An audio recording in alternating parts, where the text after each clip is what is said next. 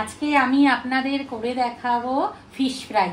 Fish fry করার জন্য প্রথমেই লাগবে ভেটকি মাছের ফিলে। আমি এই সাইজের ভেটকি মাছের ফিলে নিয়ে নিয়েছি। আমার মাছটার ওজন ছিল 2 কেজি। ওর থেকে এরকম মাছের দোকান থেকে এরকম ফিলে বের করে দিয়েছে। আমার 12 পিসের মতো ফিলে হয়েছে। আর লাগবে পাতিলেবু, পেঁয়াজ, আদা, রসুন, এটা আমি পেস্ট করে নেব। আর লাগবে ধনে পাতা আর পুদিনা পাতা। এটা আমি আমার ছেলেকে ভালো করে বেছে নিতে বলেছি, ও একদম বেছে ধুয়ে ধনে পাতা পুদিনা পাতা একদম মিক্সড করে দিয়েছে। আর লাগবে ডিম। আমি এখানে আপাতত 2টো ডিম নিয়েছি, লাগলে আরও নেব। আর লাগবে ব্রেকস্পাম না পেলে আপনারা বিস্কিটের গুঁড়োও নিতে পারেন। আর লাগবে কিছুটা পরিমাণে কর্নফ্লাওয়ার। তবে চলুন শুরু করা যাক আজকে আমার রেসিপি ফিশ ফ্রাই। প্রথমেই আমি মাছের ফিলের মধ্যে কিছুটা পরিমাণে নুন নিয়ে নিলাম আর নিয়ে নিচ্ছি পাতিলেবুর রস।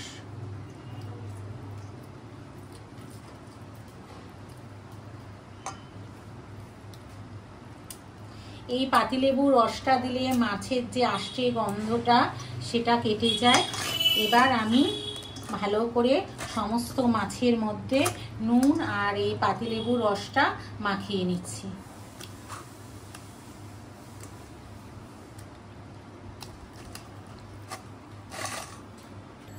এবার আমি এর মধ্যে দিয়ে দিচ্ছি পেঁয়াজ আদা রসুনের পেস্টটা, আর দিয়ে দিচ্ছি ধনে পাতা আর পুদিনা পাতার পেস্টটা। সমস্ত উপকরণ আমি ভালোভাবে মাছগুলির মধ্যে মাখিয়ে নিচ্ছি, যাতে সমস্ত মাছের গায়ে মশলাগুলি ভালোভাবে লেগে যায়।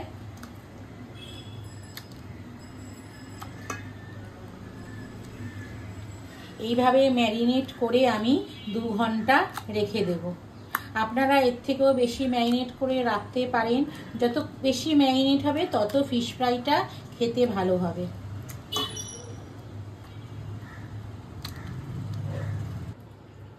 আমার ফিশ ফ্রাইয়ের জন্য ম্যারিনেট করা ভেটকি ফিলেগুলি একদমই রেডি হয়ে গেছে।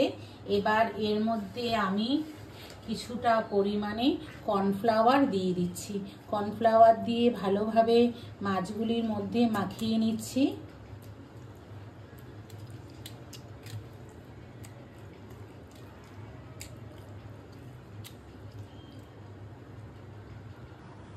অপরদিকে আমি একটা পাত্রে 2টো ডিম ফেটিয়ে নিচ্ছি।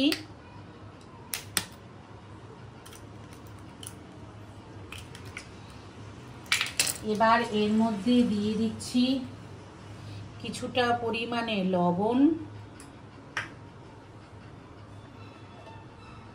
সামান্য পরিমাণে গোলমরিচের গুঁড়ো, আর কিছুটা পরিমাণে দিচ্ছি চিলি ফ্লেক্স দিয়ে ভালো করে এটা ফেটিয়ে নিচ্ছি।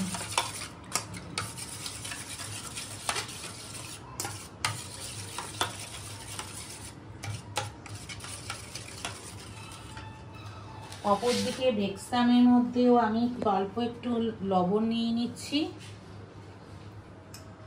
আর নিয়ে নিচ্ছি কিছুটা পরিমাণে গোলমরিচের গুঁড়ো,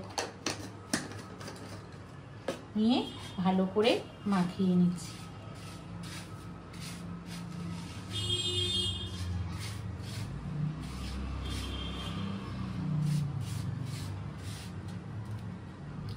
এবার এর থেকে একটা ফিলে ডিমের ব্যাটারে চুবিয়ে ভালো করে বিস্কিটের গুঁড়ো মাখিয়ে নিচ্ছি। আমি 2বার করেই কোট করব, আপনারা ইচ্ছা করলে 1বার করেও কোট করতে পারেন। আবার আরেকবার ডিমের গোলায় চুবিয়ে নিয়ে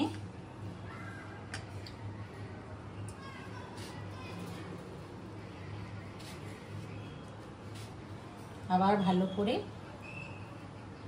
বিস্কিটের গুঁড়ো মাখিয়ে নিচ্ছি।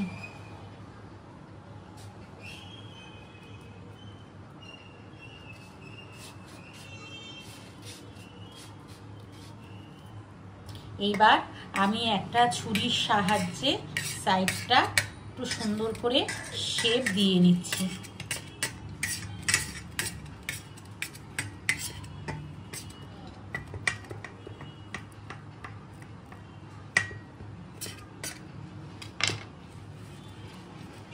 এইভাবে আমি সমস্ত ফ্রাইগুলিকে রেডি করে নেব।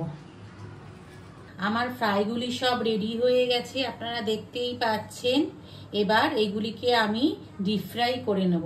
আপনারা এইভাবে রেডি করে ডিপ ফ্রিজে একটা কন্টেনারে 15 দিন অবধি রেখে দিতে পারেন, যখন সুবিধা মতো ফ্রাই করে খেয়ে নিলেন। ফিশ ফ্রাইগুলিকে ফ্রাই করার জন্য কড়াইয়ে আমি সাদা তেল দিয়ে দিয়েছি, তেলটাও আমার গরম হয়ে গেছে। এবার আমি আস্তে আস্তে ফিশ ফ্রাইগুলিকে ডিপ ফ্রাই করে নেব। আগে আপনারা তেলটা পুরো গরম করে নেবেন, তারপরে গ্যাসের ফ্লেমটা একদম কমিয়ে নেবেন, নইলে ওপর দিকটা আগে কালো হয়ে যাবে, ভেতর দিকটা কাঁচা কাঁচা থাকবে।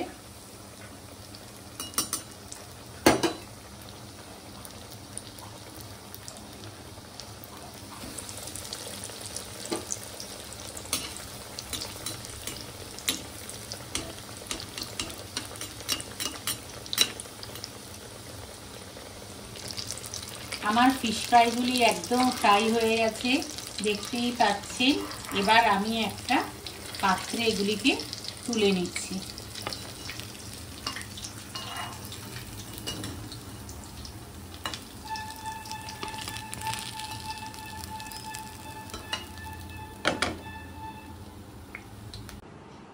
আজকে আমার ফিশ ফ্রাই রেসিপিটা যদি আপনাদের ভালো লেগে থাকে তাহলে চ্যানেলটাকে প্লিজ লাইক, শেয়ার এবং সাবস্ক্রাইব করে দেবেন।